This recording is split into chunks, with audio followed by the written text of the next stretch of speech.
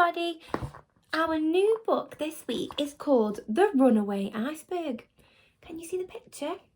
Who do you think our book is going to be about? Oh, maybe. Shall we find out? Okay, you ready? Let's have a look.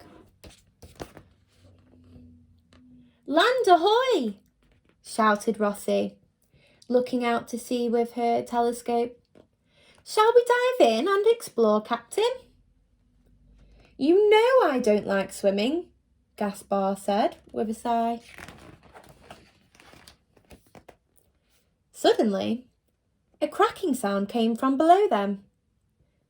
Before they had realised what was happening, a chunk of ice had broken off and Gaspar and Rossi were floating out to sea on an iceberg. Quick, swim! Shouted Rossi. But Gaspar was afraid. I can't, he cried, peering into the deep, dark sea below. The iceberg floated out farther and farther until they could no longer see land. What are we going to do? Asked Gaspar, trembling. How will we ever get back? We're brave explorers, remember? Said Rossi, holding Gaspar's flippers. We will find a way. Gaspar took a deep breath. I guess we could use our flippers to row back, he said. But which way is home? Lift me up, said Rossi. She climbed onto Gaspar's head, but she was still not high enough to see land. Try jumping, she suggested, giving him a little nudge with her foot. Gaspar jumped, and they both landed on the ice with a thud. Need some help finding your way? Asked a snow petrel from above. Oh yes, please, called Gaspar. Which way is land?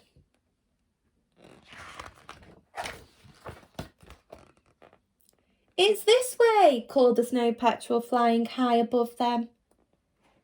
Gaspar and Rossi used their flippers to row as hard as they could, but the currents kept pushing them the wrong way. Need us to give you a push?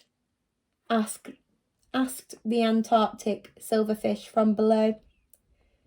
Oh yes, please, called Gaspar. The silverfish pushed the iceberg along until suddenly it became stuck.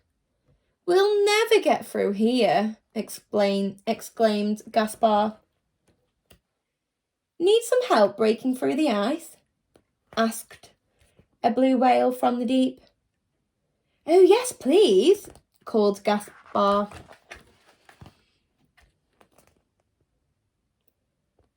With a huge flip of its tail, the whale smashed through the ice and cleared the way.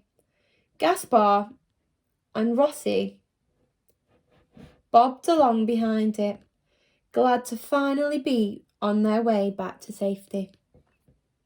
Land ahoy! Squawked the snow petrel. It's all been a great adventure, said Rossi, grinning. We're just like real explorers. The sun shone brightly in the sky as Gaspar and Rossi headed for home. Hey, stick to your side, Captain, laughed Rossi as Gaspar's tail feathers tickled her feet. I'm right on the edge, grumbled Gaspar. The two penguins turned to face each other in shock. The iceberg was getting smaller and smaller. It's melting, shrieked Gaspar. We need to move faster. The silverfish swam quicker, and the blue whale helped to push, but the ice was melting too fast.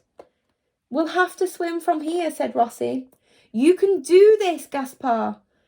I know you can. You are the captain after all. The silverfish started to cheer. Gaspar, Gaspar, Gaspar.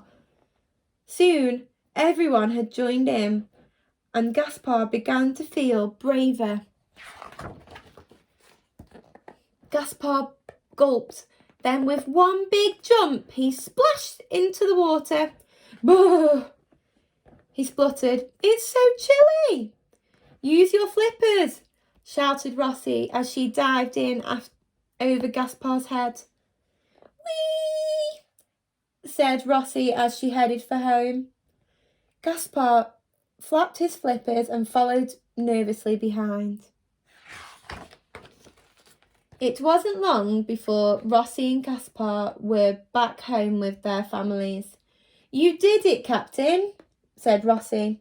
You got us through our most dangerous adventure yet.